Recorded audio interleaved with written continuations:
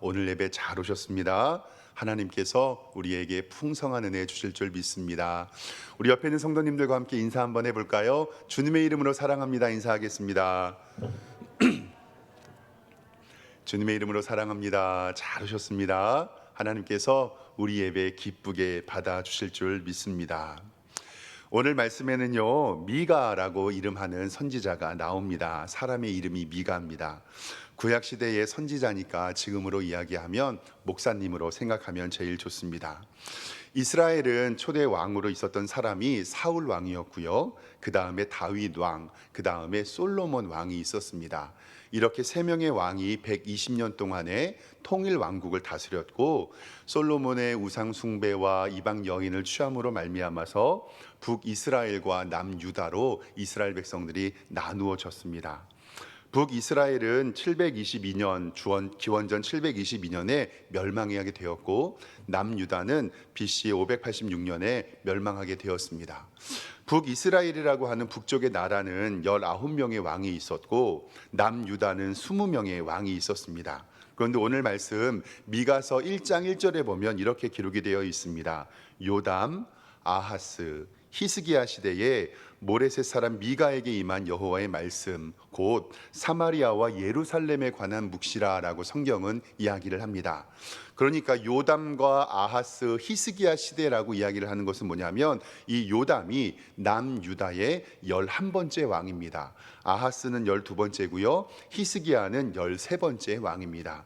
즉 요담과 아하스, 히스기야의 시대에 남유다에서 활동했던 목사님의 이름이 바로 오늘 미가입니다. 지금으로 이야기하면 주전 750년쯤이니까 한 2700년 전전의 사람이었습니다.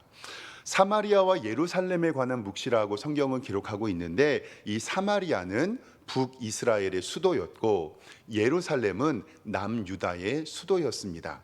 지금 한국으로 비유하면 하나님께서 말씀을 주셨는데 서울과 평양에 하나님의 말씀이 주신 것과 똑같다고 이해하시면 됩니다. 하나님께 선택받은 이스라엘 백성이 타락했습니다. 그리고 그 타락으로 말미암아 죄를 지었고, 하나님께서는 이스라엘 백성들에게 회개를 촉구하십니다. 그리고 하나님께 돌아오라고 오늘 말씀하십니다. 특별히 나라의 수도에서 사마리아와 예루살렘에 선포하는 이 말씀, 특별히 그 나라를 인도했던 지도자들과 위정자들, 정치를 하는 사람들에게 잘못을 많이 비판하고 있고, 그리고 궁극적으로는 베들레헴에서 태어날 구원자 예수 그리스도에 관한 예언을 우리에게 말씀하고 있는 이 성경이 바로 미가서입니다. 하나님의 심판 가운데서도 소수의 남은 자들의 구원을 말씀하시고, 하나님을 의지하며 하나님의 약속을 믿으라고 이야기하는 것이 바로 오늘의 말씀입니다. 역사는 반복된다고 이야기를 합니다. 이 미가 지금부터 2750년 전의 이야기가 지금 2022년을 사는 한국 사회와 많이 비슷합니다. 왜냐하면 세상이 너무 좋아서 하나님께 예배하고 하나님께 신앙생활하는 것보다 하나님을 멀리하고 하나님을 잃어버리는 세대가 너무도 많이 있습니다. 그리고 백성의 지도자들은 자신들의 이익만 챙기며 그리고 백성들을 돌보지 않는 것도 보고 있습니다. 그리고 그 당시에는 아수르라는 이방의 큰 대적이 있었는데, 지금도 우리나라도 주변의 강대국들로 눈치를 바라보고 있는 것을 바라보면 미가 시대의 상황이나 지금의 상황이나 크게 다른 것은 없는 것 같습니다. 이래서 역사는 반복된다라는 말을 하는 것 같습니다. 이런 상황에서 미가 선지자는 어떻게 성도들이 살아야 하는지, 그리고 어떤 믿음을 가져야 하는지 우리에게 분명히 말씀하고 있습니다. 그래서 미가 선지자는 죄를 지은 백성이 하나님께 어떻게 하면 돌아갈 수 있을까 먼저 세 가지의 고민을 하게 됩니다. 스스로 고민하면서 이 세 가지 질문을 하게 되는데, 우리 말씀 좀 성경을 통해서 함께 보겠습니다. 6장 6절에 이렇게 세 가지의 질문입니다. 첫 번째 질문은 내가 무엇을 가지고 여호와 앞에 나아갈까? 그리고 높으신 하나님께 경배할까? 내가 번제물로 1년 된 송아지를 가지고 그 앞에 나아갈까? 이게 바로 미가 선지자의 첫 번째 질문이었습니다. 내가 무엇을 가지고 여호와 앞에 나아가며, 그러면 1년 된 송아지를 가지고 갈까? 그리고 두 번째 질문은 6장 7절에 나와 있는데요. 여호와께서 천찬의 순양이나 만만의 강물 같은 기름을 기뻐하실까라고 고민을 하는 겁니다. 천천의 순양이나 만만의 강물 같은 기름을 기뻐하실까? 그리고 마지막 세 번째의 고민은 7절 하반절인데요. 내 마다들을 그리고 내 영혼의 죄로 말미암아 내 몸의 열매를 드릴까라고 질문하고 있는 것을 보고 있습니다.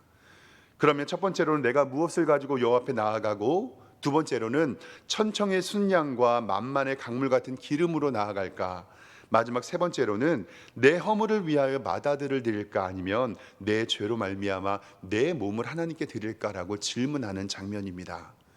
이 질문을 요약하면 바로 이 미가 선지자의 고민은 이것이었습니다. 첫 번째는 뭐냐면 하나님께 나갈 때 무슨 예물을 드릴까, 그것이 질문이었고, 두 번째로는 하나님은 작은 예물을 기뻐하지 않으시는데 천천만만의 예물, 즉 얼마나 많은 예물을 드려야 할까.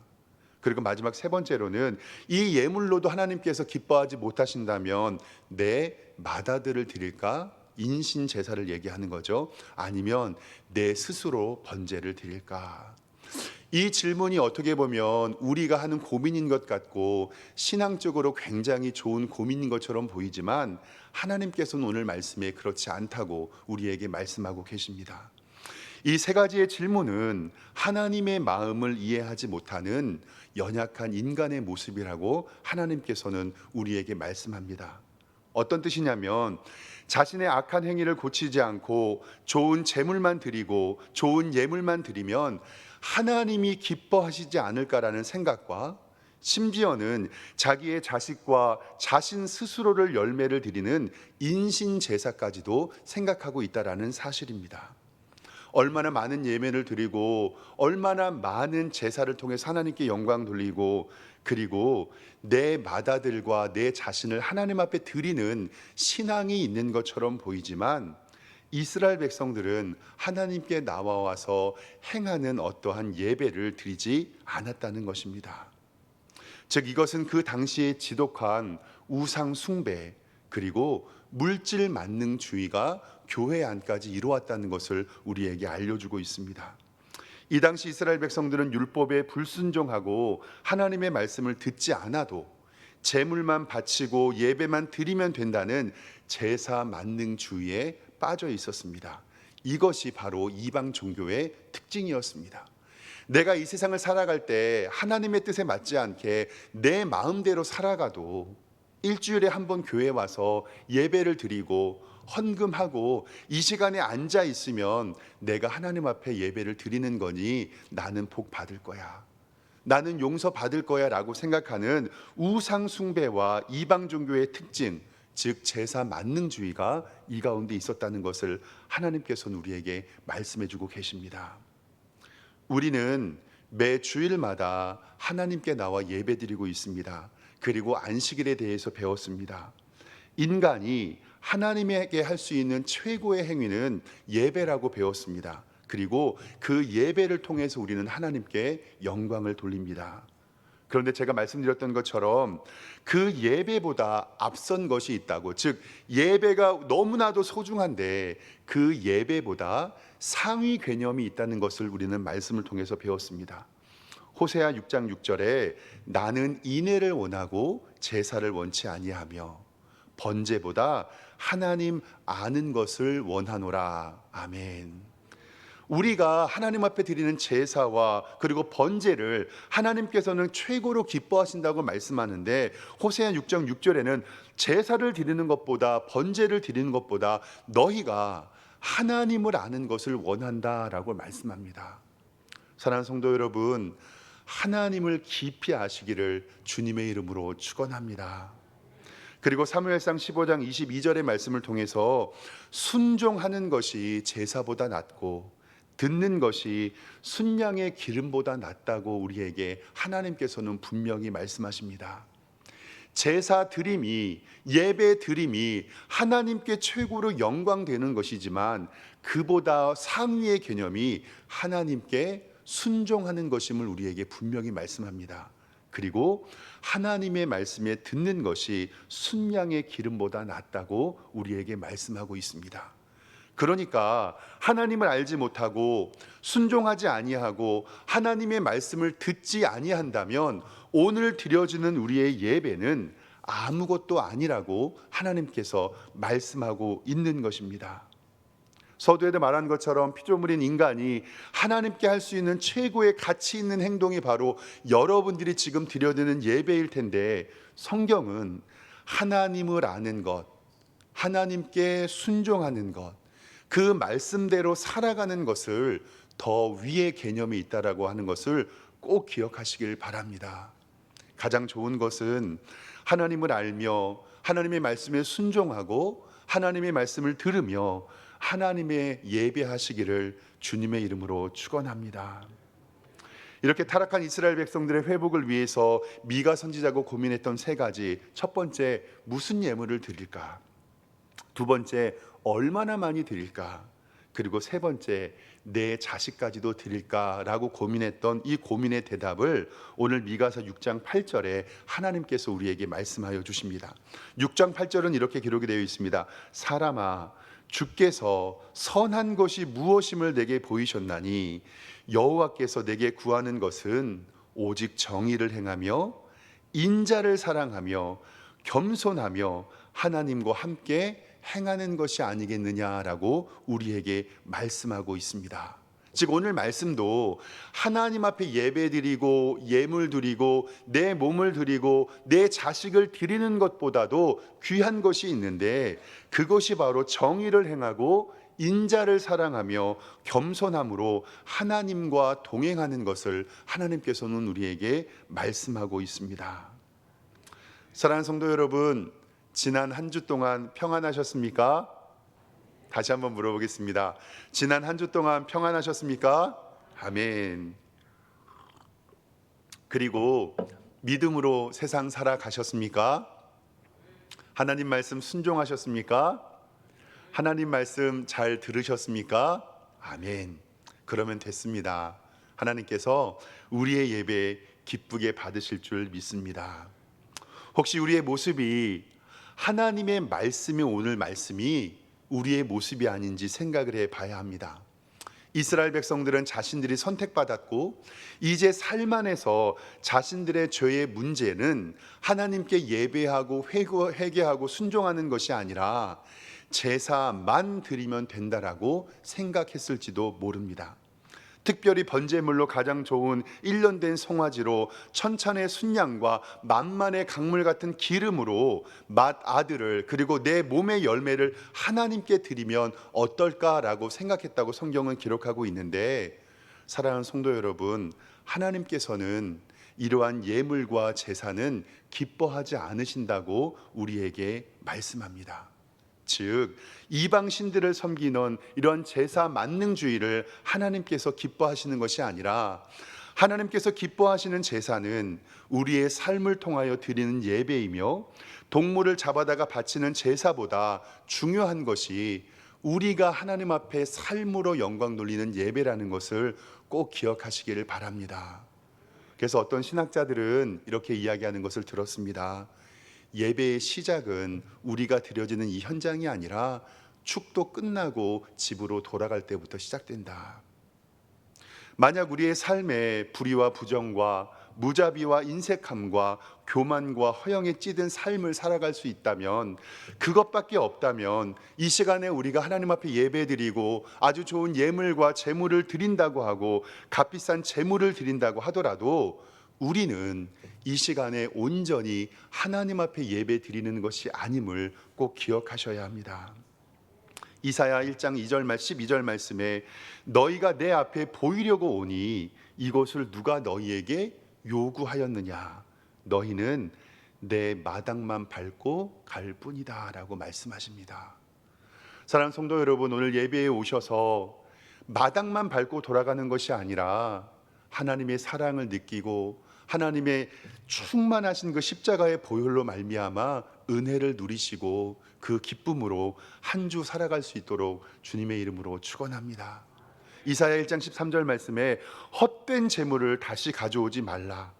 분향은 내가 가증히 여기는 바요 월삭과 안식일과 대회로 모이는 것도 그러하니 성회와 아울러 악을 행하는 것을 내가 견디지 못하겠다라고 하나님께서는 우리에게 말씀하고 있습니다.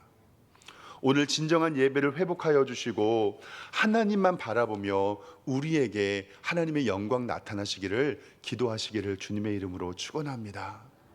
이제 하나님께서는 우리에게 말씀하십니다.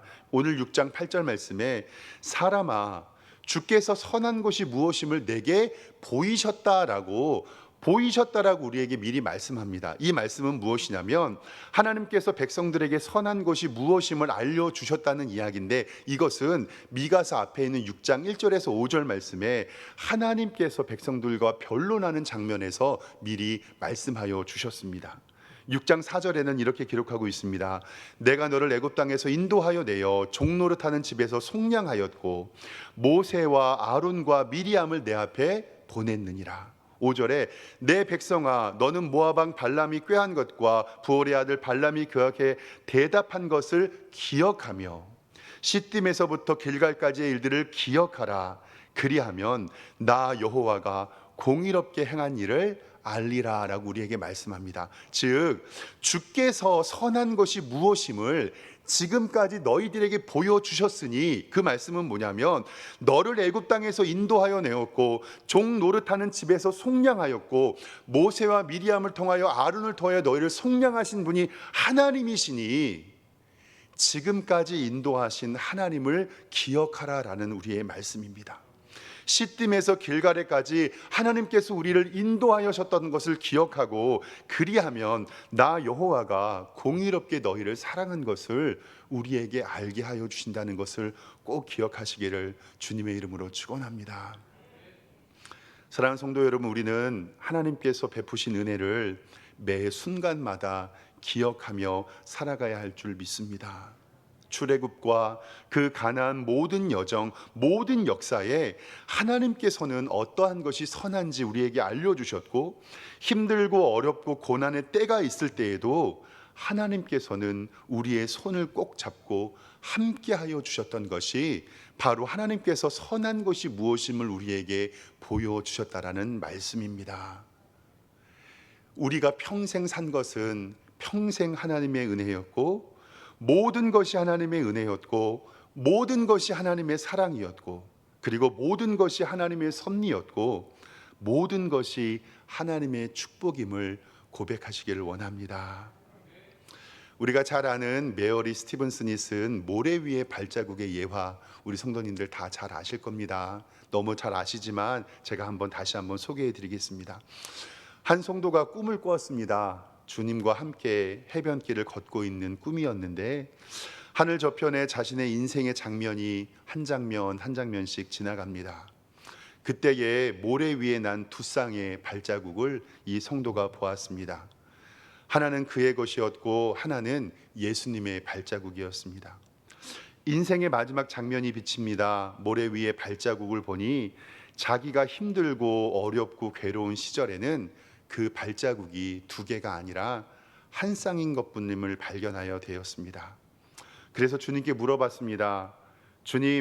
주님께서는 제가 당신 곁에 따르기로 하고 결심을 하면 나와 동행하시겠다고 말씀하셨는데, 지금 가만히 보니 제 삶의 가장 힘든 시기에는 한 쌍의 발자국밖에 없습니다.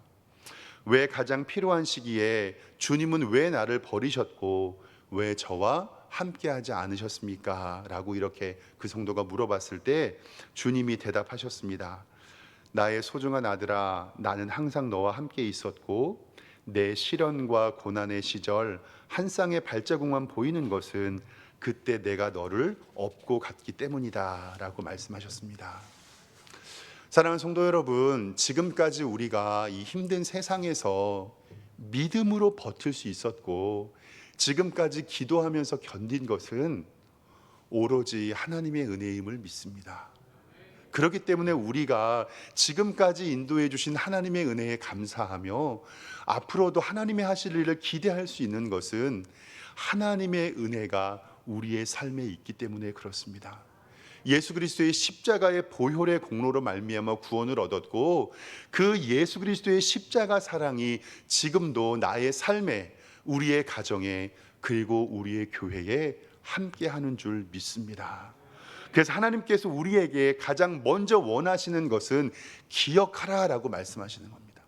너와 함께 하신 하나님을 기억하고 너의 삶에 하나님의 성령이 임하셔서 임마누엘 한 것을 기억하고, 그리고 하나님이 너의 인생에 함께 하실 것을 기대하라고 우리에게 말씀하고 있습니다. 그래서 구체적으로 오늘 하나님께서 미가서 6장 8절 하반절에서 말씀하시는 네 가지 원하시는 것을 살펴보겠습니다. 첫 번째로는 하나님께서는 우리에게 정의를 행하라라고 말씀하십니다. 정의를 행하라. 그런데 우리가 세상에 지식이 있어서 우리가 알고 있는 세상의 정의는 법적인 사법부, 검찰 등의 정의로 알고 있는 경우가 많이 있습니다. 그런데 성경에서 말하는 정의는 하나님의 뜻을 알고 하나님의 마음을 알고 하나님의 말씀에 순종하고 하나님을 기쁘시게 하는 성도의 행동이 정의라는 것을 꼭 기억하시기 바랍니다. 하나님께서 우리에게 정의를 행하라라고 하는 것은 너희가 서로 사랑하고 서로를 돌아보고 고아와 과부를 챙겨주고 가난하고 불쌍한 이들을 돕고 전도하며 선교하며 우리의 삶 속에 하나님의 성품이 드러나도록 하는 것이 바로 하나님이 기뻐하시는 정의라는 것을 꼭 기억하시기 바랍니다. 하나님께서는 우리에게 예배 드림보다, 예물 드림보다 너희 삶에 정의를 행하라라고 우리에게 말씀합니다. 두 번째로는 하나님께서 우리에게는 인자를 사랑하며 라고 말씀합니다. 여기서 인자라는 것은 헤세드라는 단어인데, 하나님께서 자기의 백성을 사랑하는 무한한 사랑을 표현하는 것이 바로 이 인자를 사랑하라라는 말씀입니다. 즉 하나님께 무한 사랑을 받은 우리가 하나님의 교회와 하나님의 가정과 하나님께서 주신 사회 안에 그 사랑을 실천하는 것을 바로 인자를 사랑한다라는 뜻입니다. 우리는 예수 그리스도의 사랑을 입은 자고 하나님의 긍휼을 얻은 자입니다. 십자가의 사랑을 경험했고 그 사랑을 가지고 세상을 살아갈 때 아직 하나님의 긍휼과 하나님의 사랑을 느끼지 못한 세상 사람들에게 주님의 심장 가지고 하나님의 사랑 가지고 우리는 세상으로 나가야 할 줄 믿습니다. 팔복에 나왔던 마태복음 5장 7절 말씀에 긍휼히 여기는 자는 복이 있나니 너희가 긍휼히 여김을 받을 것이라고 우리에게 말씀합니다. 즉 우리가 세상 사람들을 바라보고 그들이 예수님을 알지 못하고 하나님을 알지 못한 채 지옥 가는 것을 바라볼 때 그들이 불쌍히 여겨지고 우리의 마음 가운데 긍휼히 마음이 생길 때 하나님께서는 긍휼히 여기는 자는 복이 있나니 너희가 긍휼히 여김을 받을 것이라고 우리에게 말씀하고 있습니다. 용서받은 자가 용서할 수 있고 사랑을 받은 자가 사랑할 수 있고 기도의 응답을 받은 자가 기도해 줄 수 있다는 사실을 우리는 점검해 봐야 합니다. 세 번째로는 겸손하라라는 말씀은 오늘 성경에서 말하는 겸손은 하나님 앞에서의 겸손입니다. 먼저 하나님을 하나님으로 인정하고 자신이 피조물임을 자각하고 창조주 하나님의 권능과 권세 앞에서 나의 유한함을 느끼고 하나님 앞에서는 내가 아무것도 할 수 없는 연약한 인간, 죄로 인하여 비참한 상태라는 것을 깨닫고 하나님만 의지하고 하나님으로만 구원을 얻을 수 있는 상태를 인정하는 것이 바로 겸손하다고 이야기를 합니다. 이것을 조금 확대 해석해서 이 시대를 살아가는 우리의 삶의 겸손은 바로 겸손의 왕으로 오신 예수 그리스도의 겸손을 우리에게 배우라고 말씀하십니다. 빌립보서 2장 3절에 아무 일에든지 다툼이나 허용으로 하지 말고 오직 겸손한 마음으로 각각 자기를 남보다 낮게 여기라고 우리에게 말씀합니다. 그리고 우리에게 이렇게 권면합니다.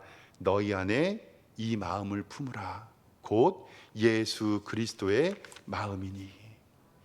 그는 근본 하나님의 본체시나 하나님과 동등됨을 취할 것으로 여기지 아니하셨고 오히려 자기를 비워 종의 형체를 가지사 사람과 같이 되셨고 사람의 모양으로 나타나셨으니 곧 자기를 낮추시고 죽기까지 복종하셨으니 곧 십자가의 죽으심이라. 아멘. 성경에서 말하는 최고의 겸손은 하나님과 동등됨을 취할 것으로 여기지 아니하시고 우리를 위하여 죽으시기 위하여 이 땅에 오신 예수 그리스도의 성육신임을 우리는 기억합니다. 그래서 우리가 이 세상을 살아갈 때는 작은 예수로 예수 그리스도의 십자가를 본받으며 우리도 겸손하게 세상을 살아야 할 줄 믿습니다. 즉 하나님께서 우리에게 제물과 제사, 천천만만의 기름과 양들보다 기뻐하시는 것, 내 자식을 드리고 인신 제사를 드리는 것보다 더 기뻐하시는 것은 뭐냐면 정의를 행하며 하나님의 뜻을 알고 따르며 인자를 사랑하며, 즉 하나님의 사랑을 전파하고 겸손하라고 하는 것은 예수 그리스도의 삶을 우리에게 따르라는 것을 알려주고 계십니다. 그리고 마지막 결론은 미가서 6장 9절 하반절에 나오는데 이것이 바로 뭐냐면 내 하나님과 함께 행하는 것, 즉 바로 이거는 하나님과 동행하는 것을 이야기합니다. 그러니까 하나님께서 우리의 예배보다, 우리의 예물보다, 우리의 제사보다 하나님께서 우리의 삶에 요구하시는 것은 아까 모래 위의 발자국의 예화처럼 하나님이 나와 동행하셨던 것을 기억하고 이제는 하나님이 나와 동행하시는 것을 떠나서 내가 하나님과 동행하는 삶을 사시기를 주님의 이름으로 축원합니다. 야고보서 4장 8절 말씀에 하나님을 가까이 하라, 그리하면 너희를 가까이 하시리라. 아멘. 이렇게 성도의 가장 큰 행복과 하나님이 최고로 기뻐하시는 것은 바로 성도는 하나님과 동행할 때만 가득하다는 사실을 기억하시기 바랍니다. 성경은 우리에게 말씀합니다. 하나님이 우리의 행위 중에서 가장 기뻐하시는 것이 예배인데 그 예배는 하나님을 아는 것과 순종하는 것이 포함되어 있고 그 가운데 가장 중요한 것은 내가 하나님과 동행할 때 우리는 비로소 하나님께 기쁘시게 하는 예배를 드릴 수 있다는 사실을 기억하시기 바랍니다. 동행이라는 이 이야기를 하면서 말씀 준비하면서 이것이 하나님께서 최고로 기뻐하시는 예배라는 알고 나서 제가 이번 주에 계속 불렀던 찬송이 찬송가 438장입니다. 이 찬양이 바로 내 영혼이 은총 입은데요. 내 영혼이 은총 입어 중환제진 벗고 보니 슬픔 많은 이 세상도 천국으로 변하도다. 주의 얼굴 뵙기 전에 멀리 뵈던 하늘나라 내 맘속에 이루어지니 날로 날로 가깝도다. 높은 산이 거친 들이 초막이나 궁궐이나 내 주 예수 모신 곳이 그 어디나 하늘나라. 후렴은 이렇게 기록이 되어 있습니다. 할렐루야 찬양하세 내 모든 죄 사함 받고 주 예수와 동행하니 그 어디나 하늘나라. 오늘 예배를 마치고 축도를 끝나고 돌아가면서 우리들의 진정한 예배는 시작됩니다. 우리의 실력과 우리의 현실과 우리의 삶의 상태가 제일 잘 나타나는 부분이 바로 우리의 가정이고 우리의 일터고 나의 가장 친한 사람인 줄 압니다. 이때 우리가 하나님을 경외하며 하나님과 동행함으로 여러분의 실력을 통해서 믿음으로 증명하시기를 주님의 이름으로 축원합니다. 그래서 여러분이 사는 그 장소가 예배하는 곳이 그 어디나 하늘나라가 되시기를 주님의 이름으로 축원합니다. 기도하겠습니다. 하나님 은혜와 사랑에 감사합니다. 우리가 하나님 앞에서 최고로 기뻐하는 것은 예배라고 말씀하셨는데 오늘 말씀 가운데 하나님과 함께 행하는 것, 하나님과 함께 동행하는 것이 최고의 기쁨이라고 우리에게 말씀합니다. 오늘 예배 마치고 축도를 마치고 집으로 돌아갈 때 하나님과 동행하게 하여 주시고 우리가 가장 죄의 모습이 나타나는 우리의 가정과 직장과 우리의 삶의 현장에서 주님의 영광 나타내며 하나님과 동행하는 우리 성도님들 될 수 있도록 인도하여 주시옵소서. 감사드리고 예수 그리스도의 이름으로 기도드리옵나이다. 아멘.